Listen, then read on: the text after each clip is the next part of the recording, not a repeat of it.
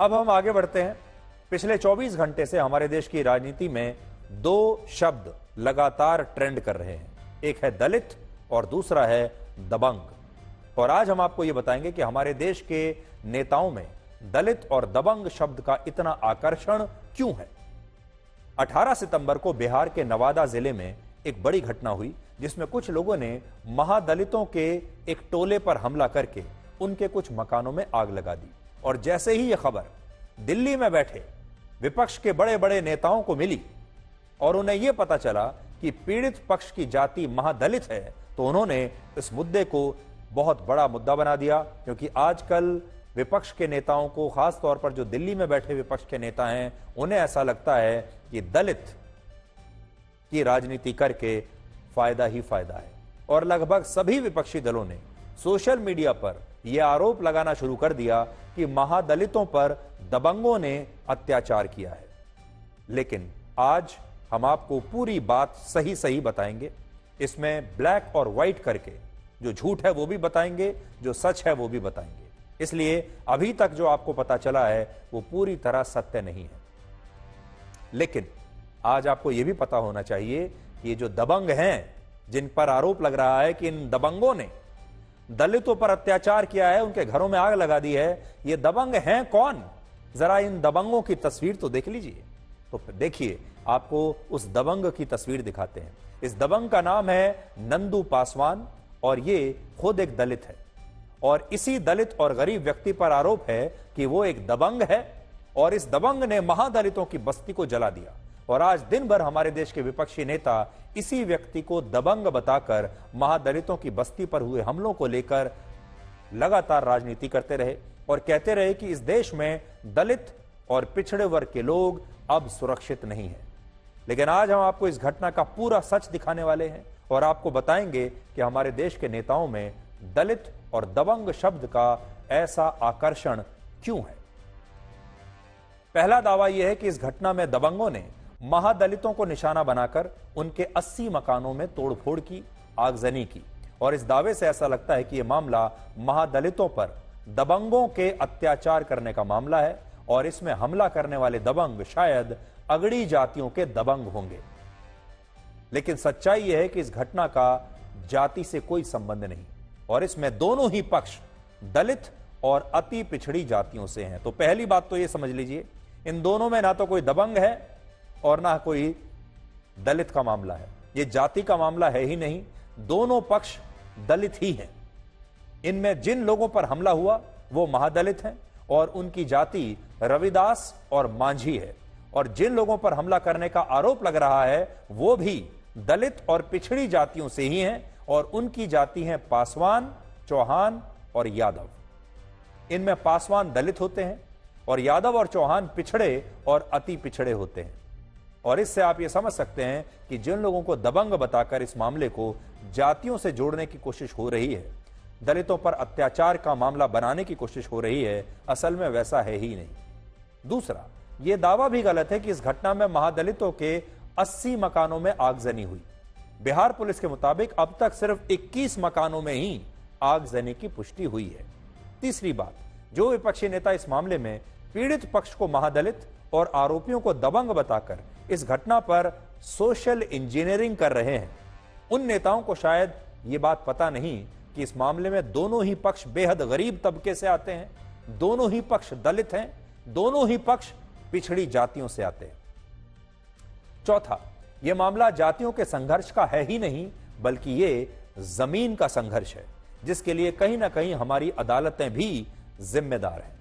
असल में यह घटना नवादा जिले के देदौर गांव में उस स्थान पर हुई जहां खुरी नदी के डूब क्षेत्र की जमीन पर कब्जे को लेकर दो पक्षों के बीच आज से नहीं बल्कि पिछले 30 वर्षों से संघर्ष चल रहा है।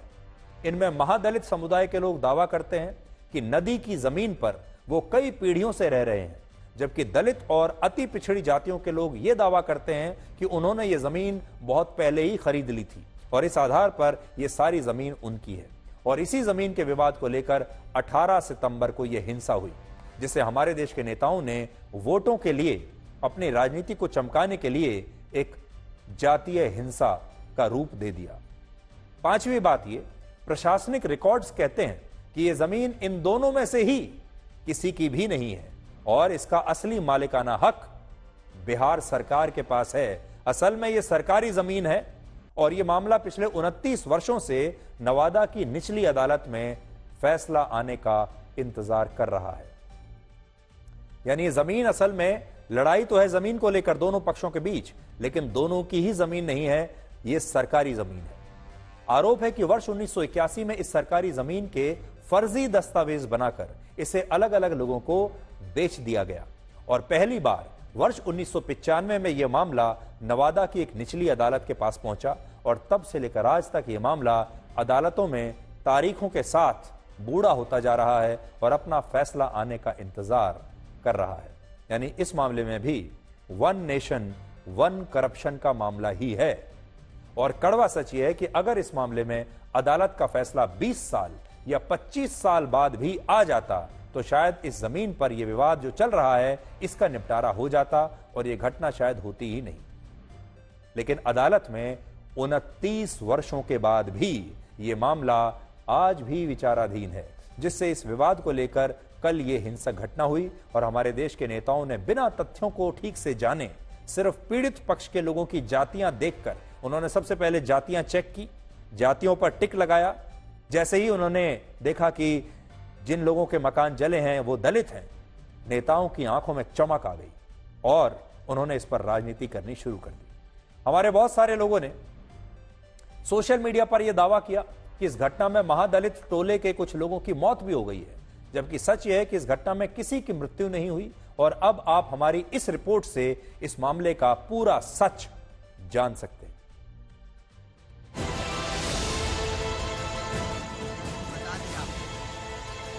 पूरे घर के आगे लग गया सर, पूरे घर को मैंने 2-4 को झोपड़ी बचा थे। आग लगा दिया इस जमीन के चलते। तो आप लोग का भी घर था, कई घर जले हैं, कई घर जले।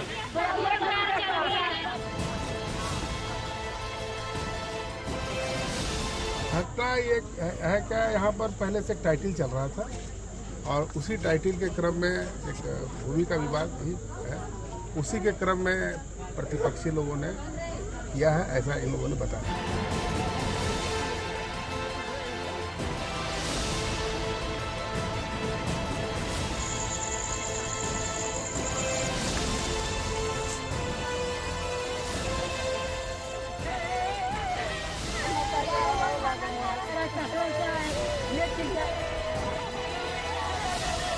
नवादा के गांव कृष्णा नगर में दबंगों ने महादलित बस्ती में कल बुधवार की रात तांडव मचा दिया। आपको सीधी तस्वीरें दिखा रहे हैं हम कृष्णा नगर से, जहां आप देख सकते हैं कि यहां पर पूरा साजो सामान, सारे मकान, दर्जनों की संख्या में मकान जल चुके हैं। और सबसे बड़ी बात ये कि ये सब करने वाले कोई और नहीं बल्कि बगल के गांव के ही लोग हैं। और सबसे बड़ी बात ये कि अगर नवादा डिस्ट्रिक्ट मैजिस्ट्रेट की बात मानी जाए तो साफ तौर पर भूमि विवाद को लेकर ये सब कुछ हुआ। सबसे बड़ी बात आपको ये बताएं कि जब कल रात ये घर जला दिए गए, यहाँ फायरिंग की गई, ऐसा आरोप लगाया जाता है। स्थानीय नागरिक बताते हैं कि पहले फायरिंग की गई और उसके बाद पेट्रोल छिड़क कर गांव में आग लगा दी गई। आपको सीधी तस्वीरें दिखा रहे हैं कि किस तरह से अब भी धुएं का गुबार धीरे धीरे राख में से उठता हुआ दिख रहा है। पैसा था, रुपया, आधार कार्ड, वोटर कार्ड, सब कुछ हमको जला दिया।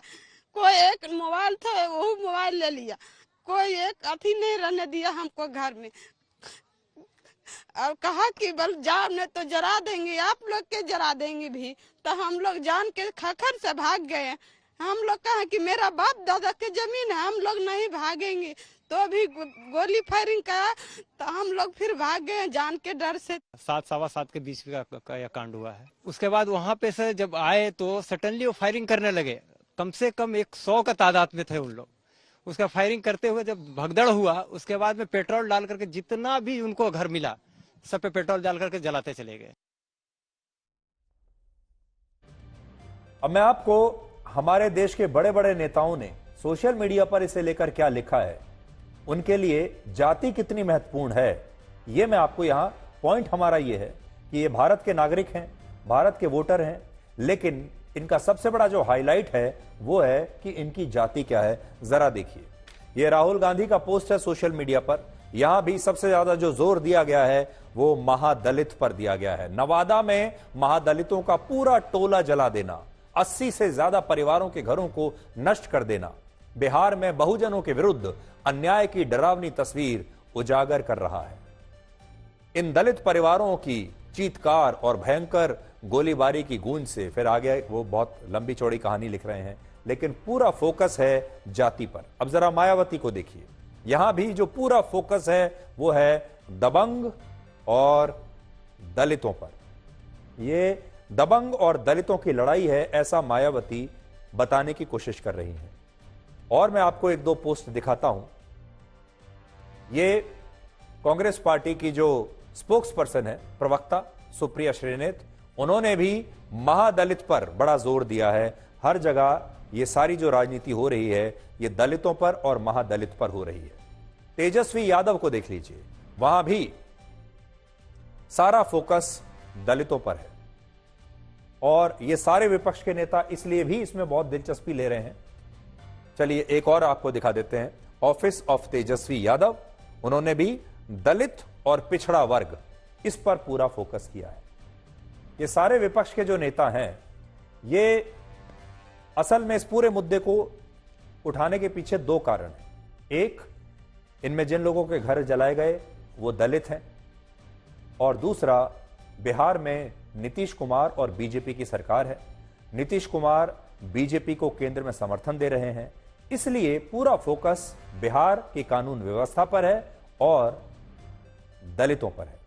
आज एक बड़ा सवाल यह भी है कि हमारे देश के विपक्षी नेताओं ने पीड़ित पक्ष के लोगों को महादलित बताकर उनकी जातियां तो देश को बताई हैं, लेकिन उन्होंने आरोपियों की जातियां ना लिखकर उन्हें सिर्फ दबंग लिख दिया।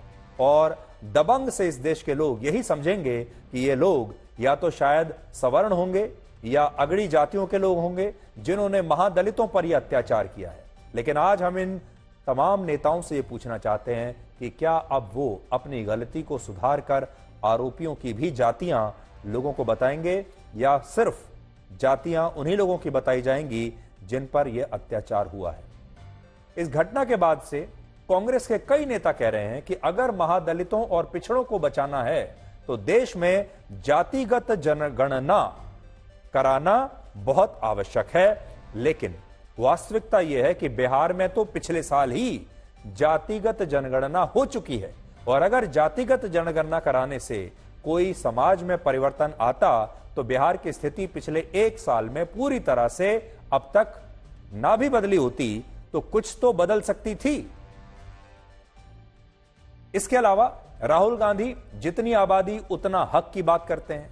लालू यादव और उनके पुत्र तेजस्वी यादव भी इसका पूरा समर्थन करते हैं।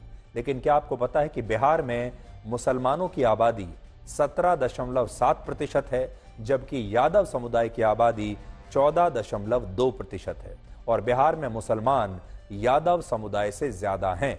लेकिन इसके बावजूद मुख्यमंत्री तो यादव बनते हैं।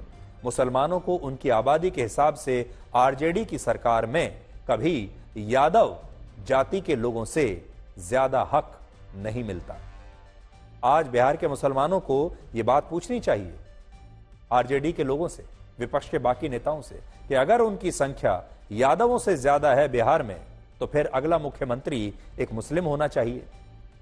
ऐसा क्यों नहीं हुआ? फिर जो सरकार बनेगी उसमें मुसलमानों का प्रतिनिधित्व भी उनकी संख्या के हिसाब से होना चाहिए, जो कि यादवों से ज्यादा है। लेकिन हमारे देश में जातियों की राजनीति इस तरह से होती है कि सबको गुमराह करने की कोशिश की जाती है, और इस बात को आप इन बयानों से आज समझ सकते हैं जिसमें विपक्षी नेताओं ने नवादा की इस घटना को जातिगत मामला बनाकर देश के सामने एक बार फिर दलितों की राजनीति करने की कोशिश की है। और मैं आपको पहले ही बता चुका हूं, राहुल गांधी ने सोशल मीडिया पर लिखा है कि महादलितों के घरों को नष्ट करने की यह घटना बहुजनों के विरुद्ध अन्याय की डरावनी तस्वीर को उजागर करती है। मैं राहुल गांधी का ये ट्वीट पहले ही आपको दिखा चुका हूं, उनका सोशल मीडिया पोस्ट, और बाकी के जो विरोधी नेता हैं वो भी इसी तरह की बात कर रहे हैं। अब आते हैं दबंग पर। इस बार तो दबंगों को ऐसे पेश किया जा रहा है जैसे इस देश के लोग दबंगों से बड़ी नफरत करते हैं। लेकिन आपको याद होगा, जब सलमान खान की फिल्म दबंग आई थी तब यह फिल्म तो बड़ी सुपरहिट हो गई थी और हमारे देश में दबंग के किरदार को देखकर लोगों ने सिनेमा हॉल्स में खूब तालियां बजाई थी। लेकिन राजनीति में दबंग को दलित और पिछड़ी जातियों के खिलाफ खलनायक बनाकर ऐसे पेश किया जाता है कि इस पर दिन भर राजनीति होती रही। और इससे यह भी पता चलता है कि हमारे देश के नेताओं में दलित शब्द का कितना आकर्षण है। लेकिन इस आकर्षण में दलितों के वोटों के लिए कई बार ऐसी राजनीति होती है जिसका वास्तविकता से कोई लेना देना नहीं होता। और इसे आप वर्ष 2020 के हाथरस कांड से आज समझ सकते हैं। अब जो मैं आपको कहने वाला हूं, मेरी बात को बहुत ध्यान से सुनिएगा। आपको हाथरस कांड याद होगा 2020 का। कई दिनों तक, हफ्तों तक यह हेडलाइन बना रहा था, इस पर जबरदस्त राजनीति हुई थी। इस घटना में मैं आपको फिर से याद दिला देता हूं, आप भूल गए होंगे। हाथरस की इस घटना में 19 वर्ष की एक दलित लड़की के साथ गैंग रेप का आरोप लगा था और बाद में इस लड़की के अस्पताल में इलाज के दौरान मौत हो गई थी। और उस समय इस घटना के बाद राहुल गांधी से लेकर विपक्ष के तमाम बड़े बड़े नेता हाथरस में इस दलित परिवार से मिलने के लिए पहुंचे थे। लेकिन क्या आपको पता है, पिछले साल इस मामले में अदालत ने 4 में से 3 आरोपियों को बरी कर दिया और एक आरोपी को गैर इरादतन हत्या के लिए ही दोषी माना। और कोर्ट ने कहा कि इस मामले में गैंग रेप के आरोप साबित नहीं हुए। लेकिन 14 सितंबर 2020 को जब यह घटना हुई तब एक दलित लड़की से गैंग रेप को लेकर इस मामले में जबरदस्त राजनीति हुई थी, जबकि अदालत ने इस मामले को गैंग रेप या रेप का नहीं बल्कि गैर इरादतन हत्या का मामला माना। लेकिन जिन विपक्षी दलों ने इस पर दलित वोटों की पूरी राजनीति की, उन नेताओं ने कभी अदालत के इस फैसले के बारे में आपको नहीं बताया होगा और अदालत का यह फैसला आप तक पहुंचा भी नहीं होगा।